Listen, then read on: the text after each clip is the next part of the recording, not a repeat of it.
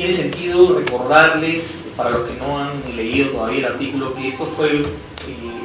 escrito en el contexto de las elecciones presidenciales de 2011, dentro del marco de un proyecto del CIES, del Consorcio de Investigaciones Económicas Sociales, que básicamente busca elaborar documentos de políticas en 15 sectores específicos. Los productos, o sea, estos documentos fueron discutidos con los 5 equipos presidenciales que estaban en ese momento encabezando las encuestas. No me pregunten el impacto, el efecto que hubo de eso en los equipos presidenciales, ya eso es un tema oscuro de saber, pero ese es el contexto, digamos, político de ese documento. Considerando además que parte de los términos de referencia que el CIES nos dio era que teníamos que poner específicamente propuestas de política que fueran aplicables o implementables a los 100 días, al año y a los 5 años. Entonces era un ejercicio que exigía, por parte de los que estábamos acostumbrados a hacer más investigación, un nivel de concreción, de detalle, de precisión, con propuestas de política en un espacio bastante limitado de número de palabras incluso, ¿no? Todo esto dentro de la idea de buscar mayor conexión entre ciencia y política, con la esperanza un tanto infundada de que los tomadores de decisiones en realidad incorporan el conocimiento y la ciencia cuando deciden algo, ¿no? Lo cual es absolutamente improbable y nunca demostrado por ningún artículo científico. En ese contexto, algunas cosas de por qué es relevante. Más allá de que el cambio climático está de moda y de que vamos a tener la conferencia de las partes número 20 en diciembre y todos los problemas que eso va a causar a la ciudad, al país, etc., me parece que hay algunas cosas que el documento logra puntualizar, no desarrollar extensamente, y que tienen que ver con, primero, presentar claramente, vinculándose con la investigación, que ya está, digamos, ampliamente demostrado que el cambio climático actual, los efectos acelerados y agudizados que se ven son de origen y de naturaleza antropogénica, es decir, que están fundamentados en la acción humana y un proceso de industrialización que se inician hace 300 años y que han sido agudizados con el desarrollo del capitalismo desde sobre todo la segunda mitad del siglo XX. Esa es una primera cosa, ¿no? Derivado de eso, me parece a mí que es importante pensar que el cambio climático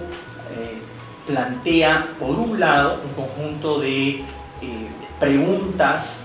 respecto de cómo la sociedad se ha relacionado con la naturaleza y cómo el modo de desarrollo imperante ha planteado que el planeta y sus recursos naturales deben satisfacer las demandas y las expectativas y los horizontes culturales que hemos construido a lo largo del tiempo. Lo interesante de eso es que esa relación con la naturaleza ha llevado a un conjunto de prácticas sistemáticas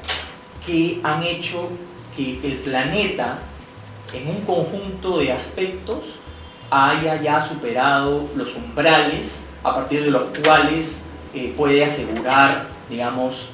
la sostenibilidad y la reproducción de un conjunto de elementos que comprometen también la reproducción de la sociedad. Es decir, casi como si hubiéramos en un conjunto de aspectos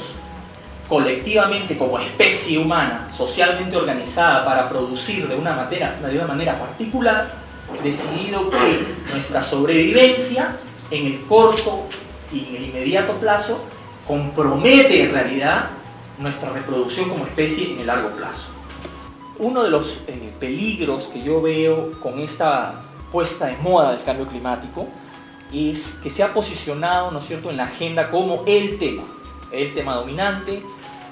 Es una excelente excusa además para los políticos, porque como hay tanta incertidumbre y no se sabe bien cómo va a ser y los modelos no están de acuerdo, entonces esperamos, no sabemos bien qué hacer, no sabemos por dónde van las cosas. Y peor aún, porque ha desplazado de la agenda política un conjunto de otros temas que, digamos, antes se llamaban los problemas estructurales, ¿no es cierto?, y han desaparecido. no es que han sido resueltos, ¿no? La pobreza no ha sido resuelta. La pobreza, para hablar de analfabetismo, podemos hablar de problemas de salud, etc. Esos han sido reemplazados por el problema del cambio climático, y ahora eso es a lo que se está abocando desde la acción estatal, desde la promoción de acciones locales, etc. El asunto con eso no solo es que han desaparecido problemas que son más antiguos, más prevalentes y más perversos que el cambio climático, sino que hemos perdido de vista que entre esos problemas llamados estructurales y el cambio climático hay una relación, una conexión de sentido muy importante. No solo tiene que ver con que parte de los mismos procesos que han llevado a la llamada crisis climática son también originarios de muchos de esos problemas estructurales que estamos enfrentando, sino que se ha perdido de vista que las condiciones de un conjunto de grupos y de sectores de la sociedad que son vulnerables frente a los efectos del cambio climático tiene que ver con que no han resuelto esos problemas estructurales de base. Es decir, los que son más vulnerables frente al cambio climático son los más pobres, los más excluidos, los más marginales, los ancianos, las poblaciones de altura, etcétera, etcétera, etcétera, ¿no? Entonces, no hay una conexión por la cual nosotros estamos pensando, ok, ¿cómo resolvemos los problemas estructurales? Y en su resolución está también implicada la mejora de las condiciones para que esas poblaciones estén mejor adaptadas o tengan mejores condiciones para responder frente a los efectos del cambio climático. Es muy difícil, ¿no es cierto?, esperar o pedir a poblaciones con niveles de pobreza altísima, o de pobreza extrema, de analfabetismo rampante, que implementen además respuestas frente al cambio climático. Más aún, muchos de esos procesos o problemas estructurales lo que han hecho han sido minar y desmantelar un conjunto de capacidades que estas poblaciones han tenido y han elaborado históricamente para lidiar con la variabilidad climática que han enfrentado, especialmente en los Andes, pero también en la costa. La costa, además, histórica y arqueológicamente hablando, también ha presentado ejemplos de cómo esas interrelaciones entre procesos sociales y procesos ambientales, cuando han tenido conexiones que han llevado a mayor desestabilización social, han terminado en colapsos de los grupos culturales, ¿no? Entonces, creo que ahí hay también lecciones que se tienen que aprender, no solo buscando rescatar las respuestas locales frente al cambio climático, sino también buscando entender esas conexiones que hay entre procesos sociales,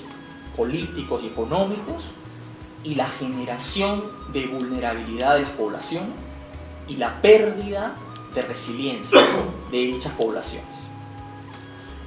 Una tercera cosa es que si tenemos esta mirada